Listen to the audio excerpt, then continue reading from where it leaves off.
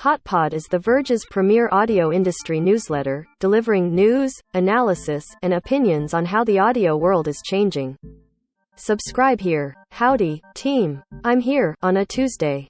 And what a day to have a platform, because now I can tell you to go listen to the premiere of MUNA's new song at 11:45 Amit. May we sob together. The teaser made the music sound somewhat upbeat, but you really never know. Exclusive. Big $dollar in virtual podcast events. In-person podcast tours have shown that people are willing to pay for something beyond a pre-recorded episode. But virtual versions of those shows? In this climate of Zoom fatigue? Oh yeah, baby. In fact, they're booming. Moment House has been live streaming podcast recordings, called Moments, since March 2021, and I'm told that the company has sold 140,000 tickets over the course of the 56 that it's hosted since then. The streams have averaged six-figure payouts for creators. One even reached as high as $500,000. Creators keep all gross revenue. Moment House makes money from a 10% service fee on the customer, with many shows returning to the platform quarterly. What happened to Zoom fatigue? These huge payouts come from a combination of tickets, merch, and tips from the audience, as well as meet and greet upgrades or after parties, all of which Moment House helps create a contained environment for. The platform has been a success for big names like the McElroy brothers and cult favorites like Morbid, a true crime podcast, and Buffering the Vampire Slayer, but technically any podcaster can host on the platform. Moments are live-streamed and interactive, so they're well-suited to improvisational, chatty podcasts with devoted listeners. Bart Coleman, Moment House's head of comedy, described the events to me as having anything can happen energy. Past moments have included interactive trivia with audience members and a live merch fundraiser where hosts made a drinking game out of the milestones reached. Mike Mooney, head of creator partnerships, tells us that Moments work considerably well for podcasters, many of whom have the dual goals of making money off of their work and engaging directly with their audiences. Moment House also hosts concerts and has done so for longer than its hosted podcast recordings. Podcast audiences have shown they're willing to do their part. Common paywalled perks for podcasts are ones that give listeners increased access to podcast hosts, whether through behind-the-scenes episodes or Discord chats. Moment House is a natural extension. But Moment House isn't alone in this space. Last spring, Nick wrote about the virtual performance endeavors of the company FRQNCY. At the time, there was a lot of doubt swirling around about its shelf life. Would it last once audiences were able to return to in-person events? Now, it seems like there's continued to be more desire for location-agnostic events than we could have known. HeadGum launches its platform for booking host reads. Last week, the podcast network HeadGum publicly launched Gumball, a host-read ad marketplace that the company says is unmatched in being fully automated. Brands can walk themselves through transparent booking calendars, playable samples, and audience demographics, then check out. On the other side, podcasters are given tools to manage their own workflow and decision-making, and can apply to join the platform here. HeadGum built Gumball's tech internally, and for years before the tool's debut from stealth, the company used it to book ads for its own slate of podcasts, then eventually other select shows.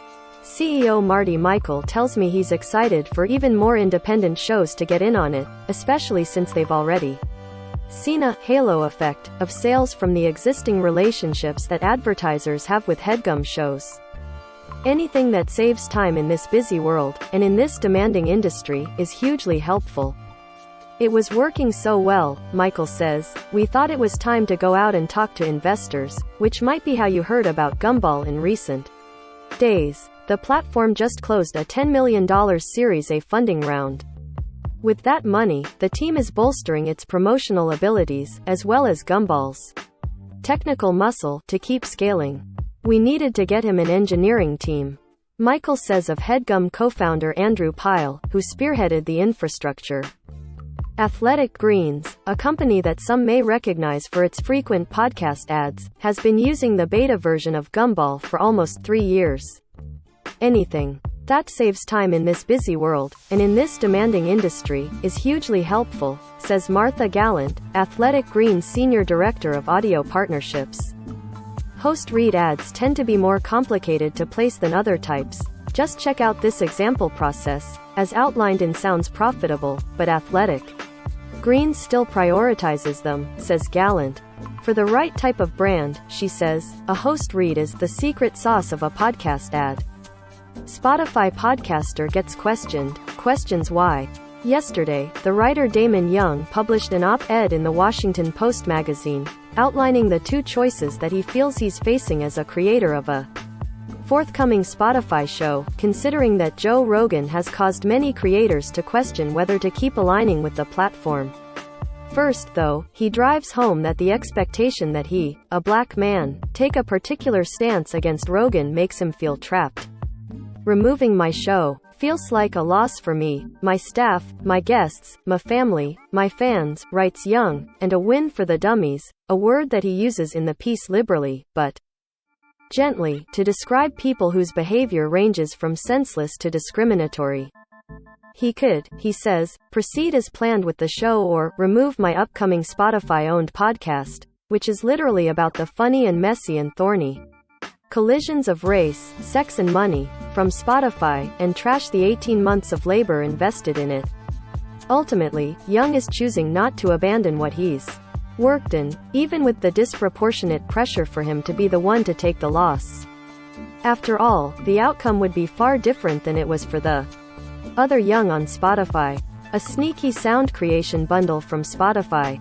Pivoting to the topic of more explicit, intentional business decisions, Spotify Premium is now available to bundle with Soundtrap, the cloud-based audio recording platform, and fellow Swedish company that Spotify acquired in late 2017. Of note here is that Soundtrap is not strictly for music production but a more general toolkit that distinguishes offerings for music makers from those meant for storytellers.